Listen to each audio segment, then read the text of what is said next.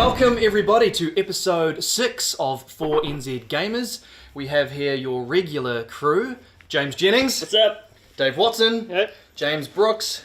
Hello. I'm Phil Brooks. Should we go on The Witcher then? Talking about it. So Witcher 3. Coming out May 19th. I'm pretty excited about it. Every week. You'd have to be lacking a pulse, I think, to not be excited about this game. It looks pretty epic. You think people use that term epic quite loosely these days, but I think this word truly applies to this game. Yeah. It's taken everything from the first two, and it's just exploded into something huge. It's going to be massive. Well, what do you think would be the pull then? Because I don't know jack about any of the Witcher games. I saw that they're around. They were usually on PC though to start off with. Yeah, first one. Yeah. So I felt like there's no point. This third one, I should have played the first and second. Yeah. Why should people buy Witcher 3? I think like the story itself is just so rich and like the themes are very mature. The character himself is just he's so kind of unique and engaging, and the thing I like about the most is the fantasy world is very unique compared to the generic Tolkien-esque worlds that we end up with most of our fantasy games these days. You know, the dragons and the trolls and the elves and all that stuff. This stuff has got a very Slavic flavour because it comes from Poland. So that they're using all of their cultural traditions and all their mythology for their creatures and stuff, and you end up with these things that are kind of similar to the stuff we've seen in other fantasy games, but these things are darker. These things have, you got these creatures that feed off the dead, like the bodies from battlefields, these necrophages. And they kind of, you could say, zombie, but they're not. There's something else again. They're like a carrion. They feed off dead flesh and stuff, and they won't necessarily just attack the living. So it's and every monster lives within an ecosystem as well. So obviously near a battlefield or a place where people get killed a lot, these things will live in crypts and stuff, because dead bodies are being put in there all the time and all that kind of thing. So it's just the detail of that alone is what makes the game so compelling. And the story, you talk about not playing the first one. Yeah. They are kind of self-contained, which is nice. So you don't necessarily need to play one or two? I don't think so. Yeah. I think you could walk into the third one, and just having played part 2 in the last year, it did nicely sum up the first game for you in terms of the story at the beginning. And I feel part 3 is going to do that somewhat with this, because what's been happening is over the course of the games, he's been searching for someone. And each game, it's always been right in the background, because the main part of the story is the game, and you enjoy that. But there's this other thing that's happening. I won't say too much because people obviously want to play it and might want to discover it for themselves. But the third one, I think you could quite easily play, and you'd still enjoy it even without playing those first two. Yeah, it certainly looks amazing. I love. Just saw a trailer this morning where they were showing all the different monsters. And as you're saying, like just that ecosystem where they all thrive in, and you have to sort of you can plan what you're going to do. So when you get there, as you say, to the battlefield or whatever, you go, right, probably going to be facing these zombie things, so might prepare some sort of undead type spell, or if you're in an area where there's going to be like, say, werewolves or something, you pull out your silver sword instead of your steel sword, and because every creature has its own weaknesses and strengths and ways in which are best to be taken down. Yeah. And I just love that diversity. You're not just going to be running around hacking and slashing everything. No, not at all. Sounds epic. But you bring it up epic in terms of its scale. Yeah. It's going to be a 200+ hour game. To do everything, or to do story. To do everything. To do everything. Everything, yeah. To do everything. We talk about like the hours put into games and how long should a game be. I don't know about you guys, but 200+ hours is a lot for me. That's for me. Yeah. There's in terms of, I don't know, if you want to in terms of for your money, that you buy that game, you're done for the year. Yeah. If you're a casual gamer, if you're hardcore though, maybe it's a week. Yeah, that's what's not selling me the game. A week. Fuck.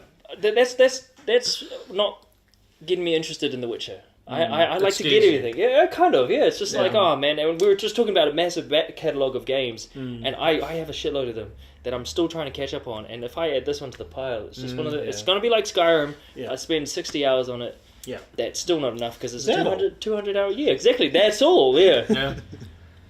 Yeah. 400 hours. But even on some of the Steam. biggest RPGs are really useful. I was just thinking, I was going to say that some of the biggest RPGs that I've played, I think the most I've ever clocked on any of them was maybe 150 hours, and that was Skyrim. But I did like 120 hours in like Final Fantasy VIII. You know, those are the top end ones. I've never done 200.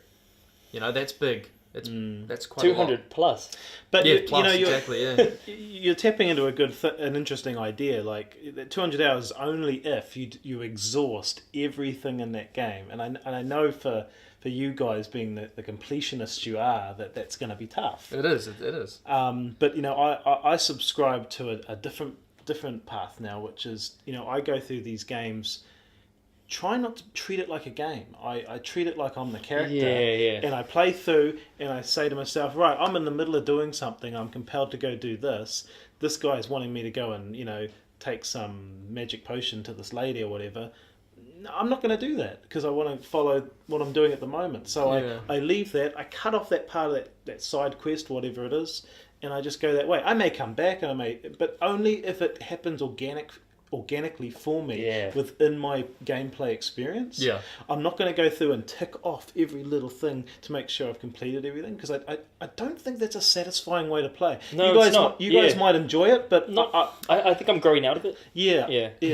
And I think, And I if you think want these games are getting so bigger, and they're all about choice, right? Yeah. And Witcher 3 is about choice. So I guess I could choose not to, but because I think I've just grown up with gaming, I think that's just kind of gone into. I'm afraid of missing out something that would be really important that I can't. get Like you back. get some amazing sword of truth and. Well, like a lot of the older games, if you didn't do it then, you got locked off from the level, so you couldn't go back. Yeah. So I think I've got that mentality. Maybe I just need to change my style.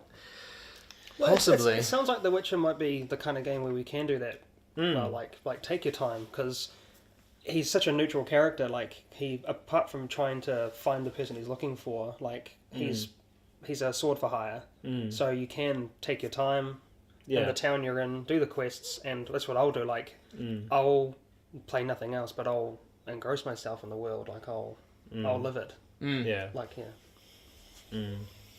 But in the sense that James is talking about, not the sense of staying in that town to complete every quest and then move on. Yeah, I won't treat it like that. I'll sit in the town, and if I get bored of it, I'll be like, time to move on. I'll go. I won't. I'm not going to do a checklist. But what if you only need one more flower to collect out of 99? I've never done any of those quests. I never do them.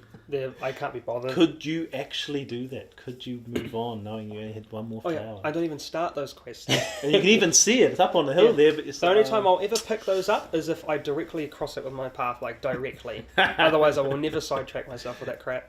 Yeah, I do. I never do. I stop the experience, and it literally is like I'll play it like you, where I play the character because I love doing it like that, and then it'll get to a point where something happens and it changes, and the path is obviously this way, but there's something that's taken me off this way, and I just sort of there's like a cut. It happens in my mind. I go, okay, I'm not playing the game anymore. I'm just going to go and collect these things here and do that. And then I'll come back here and go, twing, as though it never happened and carry on my experience. Just pretend you're sleepwalking or something, Yeah. Speaking of choice, how do you guys usually play? Paragon, Renegade? What's your usual thing? You said before that. Yeah, I'm definitely on the bad side a little bit. Not super evil. Like I don't go through the game like a butcher or something. Killing children. Like if you're familiar Kicking with the dogs. D&D alignment system, I'll be more of a lawful evil, I'd say. Like I'll be bad, but I won't be a complete. You'll have a system in place that you sort of follow. I have my limits. Yeah. I'll be bad to if a feather's my goal. So you just like to be that guy that no one wants to mess with, but you're not. I'm not going to evil? kill you. I'm not going to come kill you if you look at me funny or something. Yeah. Yeah. How about you, James? Yeah, I've gone back and forth over the years actually. Like you think of Knights of the Old Republic, the light side and the dark side and all that. It's very clear cut.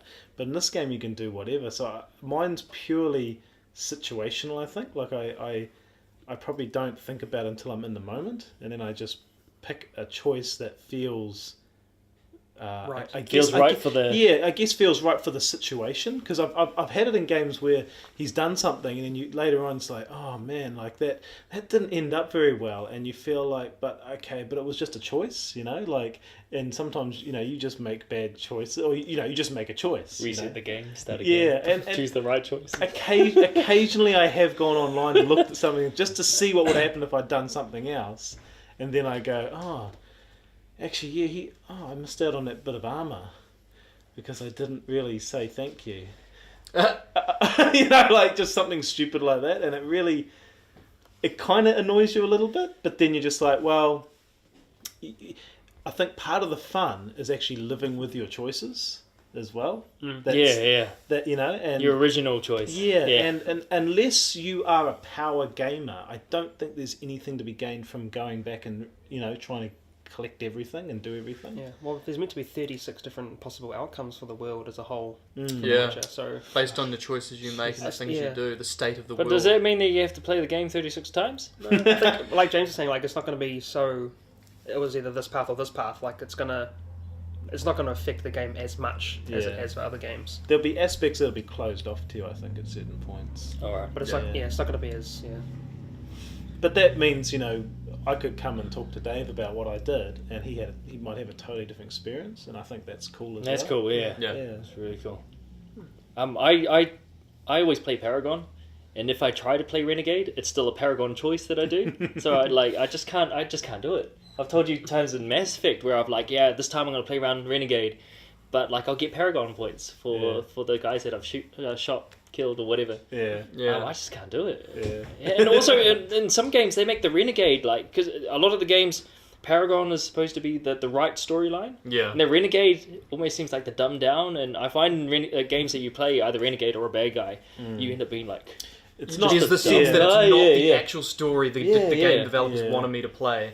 Yeah. I find it's never as satisfying. Yeah. Yeah. Well, I always walk a middle line. I don't play characters like you do. Like, I know you get into a game and you sort of envision yourself as the Witcher, and you make choices based on the character, whereas I always just make choices based on me. Like, what would I do in this situation? And I find that clearly I'm obviously sort of morally ambiguous. Like, I sort of just sit in this middle ground, and I kind of feel like I'm a bit of a Han Solo. Like, generally good. He's a renegade. But a renegade. No, but his actions are generally good, or he thinks for himself and does a lot for himself. He's a renegade. But it usually comes back around. He's a smuggler. That he's... Yeah, exactly. Yeah. Like, he does assholic things, but it ends up coming back that he will sort of... in the end, he relents. And, fine, I'll save the princess. like... Yeah. You probably really enjoy playing Old Republic on PC. Yeah. Yeah. So, You can be a smuggler, but it's got good and bad sides. Yeah, I love that. And Mass Effect style conversations. Yeah. But you're saying neutral.